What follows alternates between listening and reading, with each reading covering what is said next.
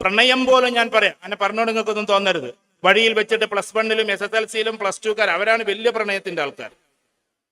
PG-കാരൊക്കെ പ്രണയിക്കുകയാണെങ്കിൽ നമുക്ക് ഏകദേശം, ഞാൻ അനുവാദം തരുമല്ലോ, ഏകദേശം അറിയാം നമുക്ക് അവർ കല്യാണം കഴിക്കാറായിക്കഴിഞ്ഞ് എന്തെങ്കിലുമൊക്കെ എന്തായി കൊടുക്കാം. പക്ഷേ ഇതിങ്ങോട്ട് മുട്ടൊന്നും വിരിഞ്ഞിട്ടില്ല. ഞാൻ ഇപ്പൊ ഒരു ഓണപരിപാടി കഴിഞ്ഞിട്ടാണ് വരുന്നത്. അവിടെ പോയപ്പോ ഇങ്ങനെ മുട്ടുകളുള്ളൂ, ആ സാധനം പൂവ് കിട്ടായിട്ട് ഇങ്ങനെ ഇട്ടിട്ടുണ്ട്. അപ്പൊ ഒരു കാണാനൊരു രസമല്ലേ, മുട്ടുകൾ മാത്രം ഇങ്ങനെ ഇട്ടപ്പോ. ഇതേപോലെ നമ്മുടെ കുട്ടികൾ പാവം മുട്ടിൽ നിന്ന് വിരിഞ്ഞിട്ടില്ല. ഞാൻ ഇവിടുത്തെ കുട്ടികളെ കുറിച്ചല്ല പറഞ്ഞത് കേട്ടോ. അപ്പോഴേക്കും പലതിലേക്കും പോയിക്കൊണ്ടിരിക്കുകയാണ്. ഇൻസ്റ്റഗ്രാം എന്ന് പറഞ്ഞിട്ട് നമ്മളിങ്ങനെ ഹായ് ബ്രോ, ഹായ് ഗൈസ് എന്നൊക്കെ പറഞ്ഞാണ് നമ്മളിങ്ങനെ ഫോട്ടോ ഇടുകയാണ്, നമ്മളിങ്ങനെ റീൽസ് ഇടുകയാണ്. എന്നാൽ എന്തെങ്കിലും ഒരു കണ്ടന്റ് ഉണ്ടോ? ഇല്ല. ബിരിയാണി കൗത്തിയത്, ബിരിയാണി മലർത്തിയത്, അതേമാതിരി അതിൽ മീൻ ചുട്ടത്, ഇതൊക്കെ പറഞ്ഞിട്ട് നമ്മൾ വിടണം. ഞാൻ അതിനെതിരല്ല. പക്ഷേ എന്തെങ്കിലും ഒരു നല്ല കണ്ടന്റോട് കൂടിയിട്ടാണ് നമ്മൾ ഇടുന്നത്. എന്തൊക്കെയോ ആളാകാൻ വേണ്ടിയിട്ട് നമ്മൾ ഇടുകയാണ്, എന്തൊക്കെയോ ആളാകാൻ വേണ്ടിയിട്ട് ഇടുകയാണ്. അപ്പൊ നിങ്ങൾ ചോദിക്കും, നിങ്ങളുടേതൊക്കെ കാണുന്ന ഞാൻ ഇട്ടതല്ല, ഞാൻ ആവർത്തിച്ചു പറയുന്ന, ക്യാമറ പകർത്തുന്നു, ഞാൻ ഇട്ടതല്ല അതൊന്നും. എന്റെ പ്രസംഗങ്ങൾ ആരൊക്കെ എങ്ങനെയോ ഇടുകയാണ്. അതുകൊണ്ട് ഞാൻ ഇടൂല എന്നല്ല ഇപ്പൊ പറഞ്ഞതിന്റെ അർത്ഥം. ഇടുന്നുണ്ടെങ്കിൽ അത് ജെന്റലായിട്ട് ഇടുന്നുണ്ടെങ്കിൽ, ഇവിടുത്തെ കുറെ ആൾക്കാർ ഇടുന്നവരുണ്ടല്ലോ, എനിക്കറിയാവുന്ന, ഞാൻ നേരത്തെ പറഞ്ഞ ആൾക്കാർ, അതിലൊരു കണ്ടന്റ് ഉണ്ടാവും, അത് സ്ഥിരമായിട്ടൊരു സ്ഥായിയായ രൂപമുണ്ടാകും. അല്ലാതെ എന്തൊക്കെയോ ഗോസിപ്പിന്റെ പേരിലല്ല എന്റെ പ്രിയപ്പെട്ട സഹോദരന്മാരെ, പ്രിയപ്പെട്ട ഉമ്മമാരെ, പ്രിയപ്പെട്ട എന്റെ പെങ്ങന്മാരെ നമ്മളത് ചെയ്യേണ്ടത്. നമ്മൾ ചെയ്യേണ്ടത് സോഷ്യൽ മീഡിയ എന്ന് പറഞ്ഞിട്ട് എന്തെങ്കിലുമൊക്കെ കാട്ടിക്കൂട്ടാനുള്ളതല്ല.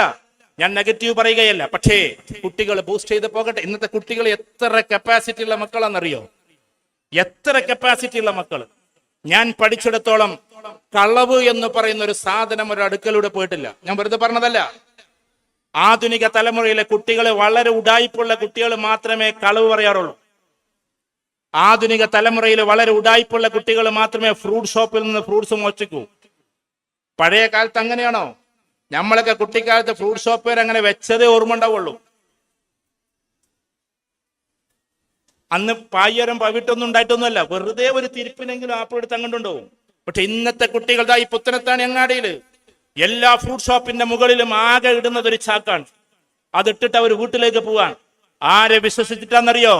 നിങ്ങളെന്ന പുതിയ തലമുറയെ വിശ്വസിച്ചിട്ട്. നിങ്ങളത് ചെയ്യില്ല എന്ന് അവർക്ക് ഉറപ്പുണ്ട്. ഈ ആധുനിക കാലഘട്ടത്തിലെ കുട്ടികൾ 300 രൂപയുടെ മാങ്കോസ്റ്റിനോ 250 രൂപയുടെ ആപ്പിളോ മോഷ്ടിക്കൂല എന്ന് ഓരോ പാവപ്പെട്ട കച്ചവടക്കാരനും അറിയാം. അതുകൊണ്ടാണ് അവർ അങ്ങനെ ഇട്ടേച്ചു പോകുന്നത്. നമ്മുടെയൊക്കെ തലമുറയിലെ കുറെ ആൾക്കാർ, നമ്മുടെ പിൻതലമുറയിലൊക്കെ ആൾക്കാർ 1 സെന്റിന് വേണ്ടി വക്കാണം അടിച്ചിരുന്നു. 1 സെന്റിന് വേണ്ടി എത്ര വർഷം വക്കാണടിച്ച ആൾക്കാരുണ്ടാവും. കേസുകളൊക്കെ ജേട്ടനും അനിയനും തമ്മിലാണ് കൂടുതലുണ്ടാവുക. പക്ഷെ ആധുനിക തലമുറയിലെ കുട്ടികൾക്ക് വീടന്നെ വേണമെന്നില്ല, പിന്നല്ല 1 സെന്റ് സ്ഥലം. അപ്പൊ അതുകൊണ്ട് അവരൊരിക്കലും അതിനു വേണ്ടി വഴക്കടിക്കൂല. പുതിയ തലമുറയിലെ കുട്ടികൾ, ഞാൻ എപ്പോഴും പറയും, ഞാൻ അവരെ പൊക്കി പറയാൻ വേണ്ടി പറയല്ല, ഈ തലമുറയിലെ കുട്ടികളാണ് ഏറ്റവും ബെസ്റ്റ്. പഴയ ആൾക്കാർ മോശമെന്നല്ല അതിന്റെ അർത്ഥം. ഏറ്റവും ബെസ്റ്റ് അവരാണ്. അവരെ മനോഹരമായിട്ടൊന്ന് ചാനലൈസ് ചെയ്താൽ അവരെത്തുന്നിടത്ത് നമുക്ക് എത്താൻ കഴിയില്ല. നമ്മുടെ മക്കൾ അതാണ്. അവിടെ മക്കളെ ചീത്ത വിളിക്കാനോ മക്കളെ ഒറ്റപ്പെടുത്താനോ, ചിലപ്പോ മക്കൾക്ക് അവിടെ ഫ്രണ്ട്സിനെയും കൊണ്ട് നമ്മുടെ വീട്ടിലേക്ക് വരാൻ മടിയാണ്. എന്താ കാര്യം? വീട്ടിലേക്ക് വരാൻ പേടിയാണ്. കാരണം ഉമ്മ എന്താ പറയാ? ഉമ്മ പറയാം, നീ എന്നെ കുറച്ച് ചങ്ങായിമാരുണ്ട്, ഞാനിവിടെ ചോറ് വെച്ച് ഇടങ്ങറായി. ഫ്രണ്ട്സ് ഉണ്ടാകട്ടെ നമ്മുടെ കുട്ടികൾക്ക്. പോസിറ്റീവാ ഫ്രണ്ട്സ് ആയിരിക്കണം എന്നേ ഉള്ളൂ. ഇപ്പൊ ഇവിടെ ഇരിക്കണ പല ആൾക്കാർ, ഇപ്പൊ ഷറഫൊക്കെ ഇവിടെ ഇരിക്കുന്നു, മറ്റുള്ളവർ ഇരിക്കുന്നു, ഞാൻ പറഞ്ഞ ആൾക്കാരൊക്കെ എനിക്ക് പേര് കിട്ടണവർക്ക് പറയാണ് കേട്ടോ. എല്ലാ ജില്ലകളിലും ഫ്രണ്ട്സാണ്. എല്ലാ ജില്ലകളിലും നമുക്ക് എന്ത് രസമെന്നറിയോ? കോട്ടയത്തേക്ക് പോകുമ്പോൾ അവിടുന്ന് ഒരാളെ വിളിക്കുക, അവിടെ തന്നെ ഉണ്ടാവും ഒരു 500 ആൾക്കാർ. പത്തനംതിട്ടയ്ക്ക് പോകുമ്പോൾ തിരുവനന്തപുരത്തേക്ക്, എല്ലായിടത്തും ഫ്രണ്ട്സ് ഉണ്ടാകട്ടെ. സംസ്ഥാനങ്ങൾ മാറി മാറി പോകുമ്പോൾ എല്ലാ സംസ്ഥാനങ്ങളിലും നമ്മുടെ കുട്ടികൾക്ക് ഫ്രണ്ട്സ് ഉണ്ടാകട്ടെ. ഫ്രണ്ട്സ് എന്ന് പറഞ്ഞാൽ വലിയൊരു സ്ട്രെങ്താണ്. അതിനെ നമ്മൾ കട്ട് ചെയ്യണ്ട. അതിനെങ്ങനെ കൊണ്ടുവന്ന് ഞാനും എന്റെ കുട്ടികളും എന്ന അവസ്ഥയിലേക്ക് ആക്കരുത്. ഫ്രണ്ട്സ് അവർക്ക് വേണം, പക്ഷെ പോസിറ്റീവ് ആയിരിക്കും. അപ്പൊ ഞാൻ പറഞ്ഞു വരുന്നത്, ഷോർട്ടാക്കി പറഞ്ഞാൽ, നമ്മുടെ കുട്ടികൾക്ക് ലക്ഷ്യം വെച്ച് അതിന് കുട്ടികൾ തന്നെ അങ്ങനെ ആകണം. ഞാൻ ഈ അടുത്തിടെ ഒരു കുട്ടിയോട്, നെഗറ്റീവ് പറയല്ലോ കേട്ടോ, നമ്മൾ ചതിക്കുടിയിൽ പെടുത്തല ഞാൻ പറഞ്ഞത്. എന്ന് വെച്ചാൽ പറയണത് ശരിയല്ല, എന്നാലും പറഞ്ഞോട്ടെ, എനിക്ക് ഭയങ്കര സ്ട്രൈക്ക് ചെയ്തൊരു പോയിന്റാണ്. എന്ന് വെച്ചിട്ടുണ്ടെങ്കിൽ, ഒരു കുട്ടി എൻ്റെ അടുത്ത് കൊണ്ടുവന്നു, ഞാൻ ഇപ്പൊ കൗൺസിലിംഗ് ഒന്നുമില്ല. അപ്പൊ ആ പയ്യൻ ഇതിൽ പെടാനുള്ള ഒരു കാരണം, ഇവൻ ജസ്റ്റ് മൊബൈലിൽ സെർച്ച് ചെയ്തതാണ്. എന്താണ് MDMA എന്ന് സെർച്ച് ചെയ്തതാണ്. അതിനുള്ള വഴികൾ ഇനി പറഞ്ഞു തരല്ല. പറയണോ ആസിഫ് ഭായി? പറഞ്ഞ നെഗറ്റീവ് ആവൂലേ? ഇവിടെ കുട്ടികൾക്ക് അതൊന്നും അറിയില്ല. പക്ഷെ ആ വഴി ഞാൻ പറഞ്ഞല്ലേ. ചുരുക്കി പറഞ്ഞാൽ, അങ്ങനെ ഒരു സ്റ്റെപ്പൊക്കെ കഴിഞ്ഞിട്ട് ഇവൻ ആ മൊബൈലും കൊണ്ട് അവനവന്റെ നാട്ടിലെ ഒരു പീടികയിലെ മൂലയിലെ ഒരു ദ്വാരത്തിൽ പോയപ്പോ ആ സാധനം അവിടെ ഇരിക്കുന്നുണ്ട്. കാരണം ഇവന് ഗൂഗിൾ മാപ്പ് ഇട്ട് കൊടുത്തതാണ്. ആധുനിക കാലഘട്ടത്തിലെ ആൾക്കാർ ഇത് എങ്ങനെയാണ് വീട്ടിലേക്ക് എത്തിക്കുന്നതെന്ന് ഞാനിപ്പോ ഈ പറഞ്ഞത്. അതായത് ഈ സാധനം അവിടെ എത്തിച്ചിട്ട് അവനത് ഫോട്ടോ എടുത്തു കൊടുത്ത് ഗൂഗിൾ മാപ്പ് അയച്ചു കൊടുത്ത് ആ സാധനത്തിലേക്ക് ഇവനെ എത്തിച്ച്, എന്നിട്ട് എന്ത് ചെയ്യുക, അതിന് മുമ്പ് ഇവൻ പേയ്മെന്റ് ഒക്കെ നടത്തി, എന്നിട്ടാണ് ഈ സാധനം കിട്ടുക. ഞാൻ അന്തിച്ചു നിന്ന് പോയി. അത്രമാത്രം ചതിക്കുഴിയിലേക്ക് നമ്മുടെ കുട്ടികൾ പോവാണ്. മറ്റൊന്ന് നിയോ ലിബറലിസമാണ്. നിയോ ലിബറലിസം എന്ന് പറഞ്ഞ കോളേജുകളിലാകട്ടെ വേറെ ഏത് അവസ്ഥയിലാകട്ടെ, എന്റെ പ്രിയപ്പെട്ട കുട്ടികളോട് ഇന്നത്തെ കുടുംബ സംഗമത്തില് ഞാൻ നിങ്ങളോട് മൂല്യം പ്രസംഗിക്കാൻ വേണ്ടി വന്നതല്ല, ആദർശം പ്രസംഗിക്കാൻ വേണ്ടി വന്നതല്ല. കാലത്തിന്റെ കെടുതികൾ നിങ്ങളോട് പറഞ്ഞോട്ടെ. ക്യാമ്പസുകളിൽ മുഴുവനും നമ്മുടെ വിശ്വാസ പ്രമാണങ്ങൾക്ക് എതിരായി വേറെ ഏതോ ലോകത്തിലേക്ക്. ഞാൻ പറഞ്ഞത് നിങ്ങൾ മുസാഫിന്റെ നടുവത്തെ കഷ്ണാവണമെന്ന് ഞാൻ പറഞ്ഞില്ല. ബേസിക് വാല്യൂസ് ഇല്ലേ നമുക്ക്, ബേസിക് വാല്യൂസ്. ആ ബേസിക് വാല്യൂസിന്റെ അപ്പുറത്തേക്ക് നമ്മൾ മറുകണ്ഠം ചാടുകയാണ്. ബേസിക് വാല്യൂസ് അങ്ങനെ ഒരു സാധനം ഉണ്ട്. അതിന് മതം വേണമെന്നൊന്നുമില്ല, എല്ലാ ആൾക്കാർക്കും ഉണ്ട്. ഇസ്ലാമിലാകട്ടെ അത് വളരെ നല്ല രീതിയിൽ കൊണ്ടു നടക്കുന്ന ആളുകളുമാണ്. അതിനെക്കുറിച്ച് പഠിച്ചു കഴിഞ്ഞാൽ, മനസ്സിലാക്കി കഴിഞ്ഞാൽ. ഇപ്പൊ ബിസിനസ്സുകാർക്ക് ഏറ്റവും കൂടുതൽ സ്ട്രെസ് ആണ്. ഞാൻ എന്റെ കുട്ടികളോട് ചോദിച്ചോട്ടെ, ഈ സ്ട്രെസ് റിലീസ് ആവാൻ എന്ത് പരിപാടിയാണ് നമ്മുടെ കയ്യിലുള്ളത്? എന്ത് പരിപാടിയാണ് നമ്മുടെ കയ്യിലുള്ളത്? ഈ ലോകത്തിൽ സ്ട്രെസ് എന്ന് പറഞ്ഞ തലയിലേക്ക് അങ്ങോട്ട് കയറിയിട്ട് ഇന്ന് ലോകത്തിൽ സ്ട്രെസ് മാറാൻ വേണ്ടി ആളുകൾ ചെയ്യുന്ന മെഡിറ്റേഷനാണ്. മെഡിറ്റേഷനും തെറാപ്പിയുമാണ്, സൈക്കോളജിക്കൽ തെറാപ്പി. ആ തെറാപ്പികൾ ചെയ്ത് ചെയ്ത് സ്ട്രെസ് ഇല്ലാണ്ടാക്കുകയാണ്. എന്നാൽ നമ്മൾ മനസ്സിലാക്കുന്നുണ്ടോ, ഈ ലോകത്തിലെ ഏറ്റവും നല്ല തെറാപ്പി, അങ്ങനെ അതിനെ പേര് ഞാൻ വിളിക്കല്ല, അത് നിസ്കാരത്തിലെ സുജൂദാണ് എന്ന് നിങ്ങളൊന്ന് പ്രാക്ടീസ് ചെയ്ത് നോക്ക്. ഞാൻ അള്ളാഹുവിനെ ശുക്ർ ചെയ്തുകൊണ്ട് പറഞ്ഞോട്ടെ, എന്ന് വെച്ചാൽ സുജൂദിൽ വെച്ചിട്ട് നമ്മൾ എന്താണോ അള്ളാഹുവിനോട് ചോദിച്ചത് അത് മുഴുവനും അള്ളാഹു തരും. കാരണം സുജൂദ് അള്ളാഹുവിനോട് ചോദിക്കാനുള്ളതാണ്. ഫർദ് നിസ്കാരത്തിൽ അങ്ങനെ ചോദിക്കാൻ നമുക്ക് അനുവാദമില്ല. ഫർദ് നിസ്കാരത്തിൽ സുബ്ഹാന റബ്ബിയൽ അഅല വബിഹംദിഹി എന്ന് ചൊല്ലാനേ നമുക്ക് അനുവാദമുള്ളൂ. പക്ഷേ നമ്മളോട് സുന്നത്ത് നിസ്കാരങ്ങൾ വീട്ടിൽ നിന്ന് നിസ്കരിക്കാൻ പറഞ്ഞത് ദീർഘമായി നിസ്കരിക്കാൻ വേണ്ടിയിട്ടാണ്. ആ സുജൂദിൽ കിടന്നിട്ട് നിങ്ങൾ ചോദിക്കൂ, നിങ്ങൾക്ക് സമ്പത്താണോ വേണ്ടത്? ഞാൻ വെറുതെ പറയല്ല. നിങ്ങൾക്ക് സമ്പത്താണോ വേണ്ടത്? അള്ളാഹു തന്നിരിക്കും. രോഗമാണോ മാറേണ്ടത്? അള്ളാഹു തന്നിരിക്കും. കാരണം ഉത്തരങ്ങൾക്ക് മുമ്പേ അള്ളാഹ്ക്ക് ഭയങ്കര ഇഷ്ടപ്പെട്ട ഒരു സമയമാണ് സുജൂദ്. പക്ഷേ നമ്മൾ സുജൂദിൽ എന്തൊക്കെയാ ചോദിക്കുന്നത്? സുജൂദിൽ ചോദിക്കേണ്ടുന്ന ചോദ്യം കൃത്യമായിട്ടും പണ്ഡിതന്മാർ എഴുതി വെച്ചിട്ടുണ്ട്. ഒരു 2 റക്അത്ത് സുന്നത്ത് നിസ്കരിക്കുമ്പോ ആദ്യത്തേതിൽ നിങ്ങൾ ചോദിക്കേണ്ടത് തൗബയാണ്, മുഴുവൻ കാര്യങ്ങൾക്കും മാപ്പാണ്. രണ്ടാമത്തതിന് നിങ്ങൾ ചോദിക്കേണ്ടത് എന്തെന്ന് ചോദിച്ചാൽ ശുക്റാണ്, നമുക്ക് ചെയ്തു തന്നതിന് മുഴുവനുള്ള നന്ദിയാണ്, ഗ്രാറ്റിറ്റ്യൂഡ്.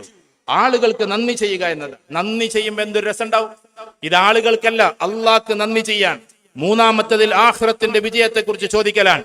നാലാമത്തതിലാകട്ടെ ദുനിയാവിലെ മുഴുവൻ കാര്യം നമ്മളോട് ചോദിക്കാനാണ്. സ്ട്രെസ് എത്ര റിലീസ് ആവുമെന്ന് അറിയോ നിങ്ങൾ? നമ്മൾ മതപരമായ മൂല്യത്തിലേക്ക് ആഴ്ന്നിറങ്ങിപ്പോകുമ്പോ ഒരാൾക്കുമില്ലാത്തൊരു സമാധാനം ഉണ്ടാവും. ഞാൻ നാളത്തെ കാര്യമില്ല ഇപ്പൊ നിങ്ങളോട് ഈ പറഞ്ഞത്. നമ്മളെ മുത്തു സാഹിബിന്റെ അനിയൻ മൻസൂറിന്റെ കുട്ടി ഞാൻ എപ്പോഴും ഓർക്കുന്ന ഒരു സംഭവമാണ്. ബ്രിഡ്കോ മുത്തുവിന്റെ അനിയൻ മൻസൂറിന്റെ കുട്ടി, 2 പെൺകുട്ടികളുണ്ടായിട്ട് ഒരു ചെറിയ കുട്ടി ഉണ്ടായതാണ്. ഭാവിയിൽ മൻസൂർ ഇത് കേൾക്കുമെങ്കിൽ ക്ഷമിക്കണം, അവനക്ക് പെർമിഷൻ തന്നിട്ടുണ്ട് സംസാരിക്കാൻ. ആകെ 1 വയസ്സേ ഉള്ളൂ. വീട്ടിലേക്ക് ഒരാൾ കല്യാണം പറയാൻ വന്നതാണ്. കല്യാണം പറയാൻ വന്ന ആളെ പേരൊന്നും ഞാൻ പറയുന്നില്ല, ആ സാധു അത് അറിഞ്ഞിട്ടില്ല. മീൻസ് ബെൻസ് കാറും കൊണ്ട് വന്ന് പിന്നെ പെരക്കാരോട് കല്യാണം പറഞ്ഞിട്ട് ഇറങ്ങുമ്പോ നേരെ പെരക്കാരോട് അസ്സലാമു അലൈക്കും പോട്ടട്ടാന്ന് പറഞ്ഞ് വണ്ടി റിവേഴ്സ് എടുത്തതാണ്. നേരെ ചുവട്ടിൽ കുട്ടിയുണ്ടായിരുന്നു. കാറിന്റെ ടയർ കയറിയിട്ട് ചതഞ്ഞരഞ്ഞ് മോന് മരിച്ചു. അതും 2 പെൺകുട്ടികൾക്ക് ശേഷം ഉണ്ടായ മോനാണ്. ആ കുട്ടി കാരണം ആ മാതാപിതാക്കൾക്ക് ഉയർന്ന ദറജ അള്ളാഹു കൊടുക്കുമാറാകട്ടെ. നിങ്ങൾ പറ, ഭൗതികതയുടെ പ്രമത്തതയിൽ ആറാടിക്കൊണ്ട് കഴിയുന്ന ഒരാൾക്ക് ഇത് ക്ഷമിക്കാൻ പറ്റുമോ? ഇത് സഹിക്കാൻ പറ്റുമോ? ഇദ്ദേഹം നിരപരാധിയാണ്, അദ്ദേഹം അത് കണ്ടിട്ടില്ല. അവസാന പിഞ്ചു കുഞ്ഞിന്റെ ഇങ്ങനെ മരിച്ചാലുണ്ടാകുന്ന പോസ്റ്റ്മോർട്ടം വ്യഥകൾ, വേദനകൾ വിവരമറിഞ്ഞ് കുറെ മണിക്കൂറുകൾക്ക് ശേഷമാണ് എനിക്ക് എത്താൻ പറ്റിയത്. എത്താൻ പറ്റിയ സമയത്ത് ഇദ്ദേഹം എനിക്ക് പരിചയമുള്ള ഒരാളാണ്, ഈ കാറ് കയറ്റിയ ആള്. അദ്ദേഹം അറിയാതെ ചെയ്തു പോയതാണ്. അദ്ദേഹം എന്നെ കണ്ടിട്ട് ഇങ്ങനെ കെട്ടിപ്പിടിച്ചിട്ട് അങ്ങോട്ട് കരഞ്ഞു. ഒരുപാട് പ്രോഗ്രാമിന് എന്നെ ക്ഷണിച്ചു കൊണ്ടുപോയ ആളാണ് വിദേശ രാജ്യത്ത്. അദ്ദേഹം കെട്ടിപ്പിടിച്ചുകൊണ്ട് എന്നോട് പറഞ്ഞ കാര്യം എന്താണെന്നറിയോ? ഇവരെന്താ എന്നൊന്ന് ചീത്ത പോലും പറയാത്തത്? ഇവരെന്താ എന്നോടൊന്നും ഒരു വഴക്ക് പോലും പറയാത്തത്? എന്തുകൊണ്ടാ പറയാത്തതെന്നറിയോ? എന്തുകൊണ്ടാ പറയാത്തത്? നിങ്ങൾ പറ. ഭൗതികാർത്ഥത്തിൽ മാത്രമാണ് നമ്മൾ ജീവിച്ചിരുന്നതെങ്കിൽ അതിന് നിയമം നൂലാമാലകളൊക്കെ വേറെ ഉണ്ടാകാം. എവിടുന്ന് നമുക്ക് സമാധാനം കിട്ടും? നമുക്ക് 2 പെൺകുട്ടികൾക്ക് ശേഷമുണ്ടായ ഒരു പാവം കുഞ്ഞ് ടയറിന്റെ ചോട്ടിൽ അശ്രദ്ധാപൂർവ്വം മരിച്ചൊടുങ്ങുമ്പോ എങ്ങനെ നമുക്ക് ക്ഷമയുണ്ടാകും? എന്നാൽ ഈ 2 ആൾക്കാരും ക്ഷമിച്ചത്, ഞാൻ അവരുടെ ദീനിന്റെ അളവുകോലല്ല, പക്ഷേ 2 പേരും ക്ഷമിച്ചത്, സഹിച്ചത്, അള്ളാഹുവിന്റെ ദർബാറിലേക്ക് അവൻ പോയി എന്ന് വളരെ സന്തോഷത്തോടു കൂടി പിന്നീട് അവർ ആലോചിക്കുന്നത്, അന്ന് ദുഃഖം തീവ്രമായിരുന്നെങ്കിലും എന്റെ മകൻ അങ്ങോട്ട് പോയി, എന്റെ അള്ളാഹുവിലേക്ക് പോയി എന്ന് സമാധാനം ഉണ്ടായത് കൊണ്ടാണ്. ദീനെന്ന് പറഞ്ഞാൽ എന്റെ ചെറുപ്പക്കാരോട് നാളേക്ക് വേണ്ടിയുള്ളതല്ല. ആരൊക്കെയോ നമ്മൾ പറഞ്ഞ് പറ്റിച്ചിരിക്കുകയാണ് നാളേക്ക് വേണ്ടി മാത്രമുള്ളതാണെന്ന്. അത് തെറ്റാണ്.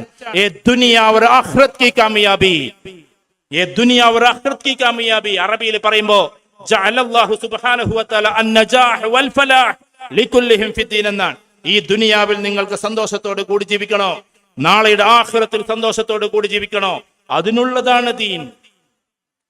അതിനുള്ളതാണ് ദീൻ. दुनिया और आखिरत की कामयाबी अल्लाह സുബ്ഹാനഹു വ തആല दिन में रखी है, सिर्फ ये दिन में रखी है. ഇതാണ് ഉറുദു പണ്ഡിതന്മാരെ പറയാ. ഈ ദുനിയാവിലും ആഖിറത്തിലുമുള്ള മുഴുവൻ വിജയവും അള്ളാഹു വെച്ചിട്ടുള്ളത് ഇതിലാണ്. നിങ്ങൾ ഇംഗ്ലീഷ് പ്രഭാഷകന്മാരുടെ ദീനായി സംസാരിക്കുന്ന ആളുകളെ നോക്ക്. Almighty Allah subhanahu wa ta'ala puts all the success in this world and also hereafter only in the perfect deen. ഇത് പറഞ്ഞുകൊണ്ട് അവർ സംസാരിക്കുക. കാരണം നമ്മളെ സംബന്ധിച്ചിടത്തോളം ഈ ദുനിയാവിലെ എല്ലാ ആനന്ദങ്ങളും ദീൻ ഉണ്ടായത് കൊണ്ടാണ്. നമ്മെ സംബന്ധിച്ചിടത്തോളം ഇത്രമാത്രം ക്ഷമ നമുക്ക് കിട്ടുന്നത് ദീൻ ഉണ്ടായത് കൊണ്ടാണ്. നമ്മെ സംബന്ധിച്ചിടത്തോളം ഇത്രമാത്രം മാതാപിതാക്കളെ നമ്മൾ സ്നേഹിക്കുന്നത് ദീൻ ഉണ്ടായത് കൊണ്ടാണ്. മാതാവ് നമ്മളെ വെറുപ്പിച്ചു പറഞ്ഞാലും അവരോട് സല്യൂട്ട് അടിച്ചിട്ട് നല്ല രീതിയിൽ നിൽക്കുന്നത് only because of deen.